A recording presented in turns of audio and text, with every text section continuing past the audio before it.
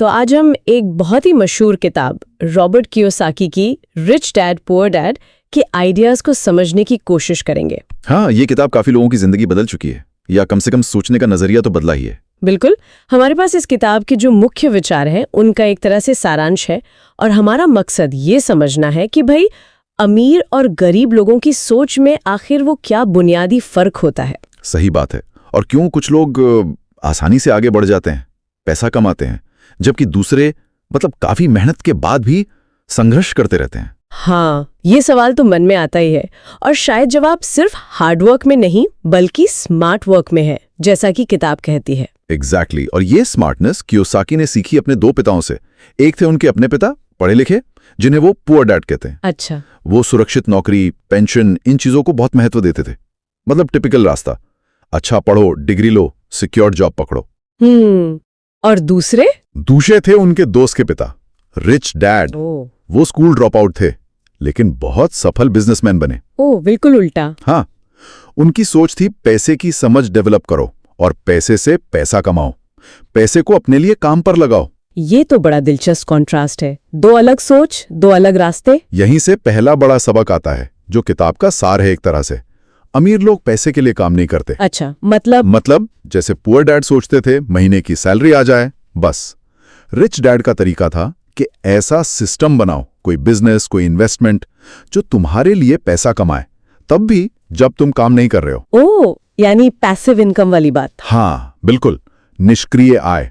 वो टाइम के बदले पैसा नहीं कमाते, वो एसेट्स बनाते हैं जो इनकम जनरेट करें। एसेट्स यानी संपत्ति। हाँ, तो यहीं पर वो संपत्ति बनाम देनदारी वाला कॉन्सेप्ट आता है, जो किताब में बहुत फोकस किया गया है। हाँ, ये समझना बहुत जरूरी है। देखिए, संपत्ति या एसेट वो चीज है जो आपकी जेब में पैसा डालती है। जैसे किराए पर दिया हुआ घर, या स्टॉक्स जिनसे डिविडेंड मिलता है, या कोई बिजनेस जो प्रॉफिट दे रहा हो। ठीक है। और देनदारी या लायबिलिटी वो है जो आपकी जेब से पैसा निकालती है।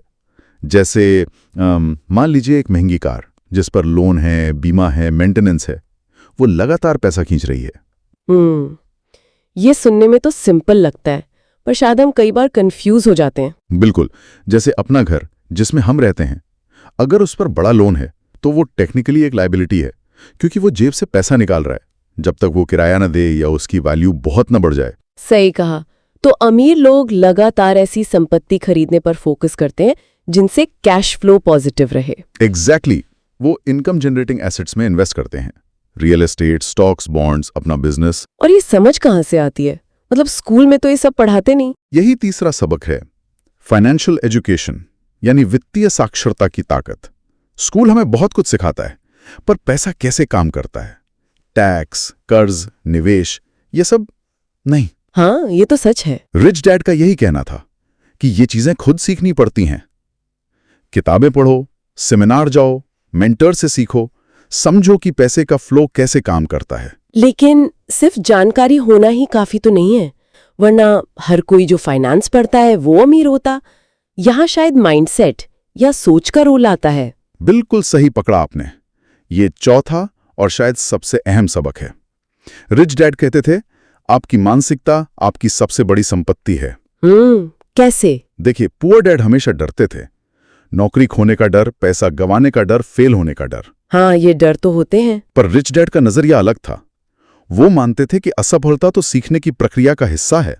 आप गिरोगे नहीं तो सीखोगे कैसे? डर पर काबू पाना जरूरी है। हाँ, डर को समझना और फिर सोच समझकर कैलकुलेटेड रिस्क लेना। बिना एक्शन लिए कुछ नहीं बदलता। लेकिन ये रिस्क वाली बात सबके लिए आसान नहीं होती ना, खासकर जब परिवार की जिम्मेदारी हो। वाजिब सवाल है। रिच डैड का मतलब ये नहीं था कि आंख बंद करके कूद पड़ो। उनका मतलब था नपा तुला जोखिम लेना। और यही पांचवा सबक आता है, माइंड योर ओन बिजनेस, यानी अपने काम से काम रखो। इसका क्या मतलब हुआ? अपनी नौकरी छोड़ दें? नहीं, इसका मतलब है कि अपनी नौकरी या जो भी आपका मेन प्रोफेशन है वो करते रहो, लेकिन उसके साथ साथ अपना खुद का एसेट कॉलम बनाना शुरू करो। अच्छा, साइड में कुछ अपना खड़ा करो। हाँ, चाहे वो छोटा सा साइड बिजनेस हो, कोई पैसिव इनकम का सोर्स हो, या धीरे धीरे इन्वेस्टमेंट पोर्टफोलियो बनाना हो।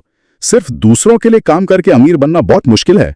आपको अपनी संपत्ति बनानी होगी। तो कुल मिलाके जो निचोड़ निकल रहा है, पहला, सिर्फ सैलरी पर निर्भर न रहें, पैसिव इनकम बनाएं। सही। दूसरा, लायबिलिटीज यानी देनदारियों की जगह एसेट्स यानी संपत्ति खरीदने पर ध्यान दें। तीसरा, स्कूल के अलावा रियल वर्ल्ड वाली फाइनेंशियल एजुकेशन हासिल करें। बिल्कुल। और चौथा, शायद सबसे जरूरी, फेलियर के डर से आगे बढ़े, एक्शन लें। छोटे कदम ही सही पर शुरुआत करें। हाँ, क्योंकि ये कोई जल्दी अमीर बनो स्कीम नहीं है। ये किताब एक सोच बदलने वाली चीज है। अमीरों की तरह सोचना सिखाती है। असली वेल्थ पैसे से ज्यादा वो मानसिकता का खेल है। बिल्कुल सही कहा। ये वाकई सोचने पे मजबूर करने वाली बातें हैं। तो चलिए आज की ये चर्चा यहीं समाप्त करते हैं, पर श्रोताओं के लिए एक सवाल छोड़ जाते हैं। हाँ। क्या हमारी अपनी जिंदगी में भी कुछ ऐसी आदतें या चीजें हैं जिन्हें हम शायद एसेट समझ रहे हैं पर वो असल में लायबिलिटी है? और अपनी फाइनेंशियल हेल्थ को बेहतर बनाने के लिए वो पहला छोटा सा कदम क्या हो सकता है जिसे आज ही उठाया जा सकता है? सोचने वाली बात है।